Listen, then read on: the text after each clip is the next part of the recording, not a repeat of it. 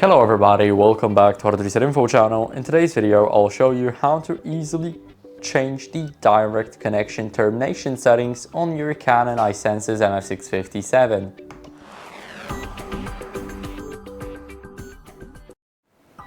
So first, what you guys want to do is go over to the menu and here select Preferences.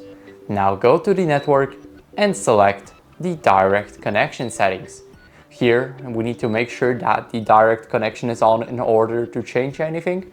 And here we have the session termination. So now here we can enable automatically terminate session and time until session terminates. Here we need to click on it and now we can change it, subtract the minutes or increase the minutes. Now we can just click on apply and those settings will be applied.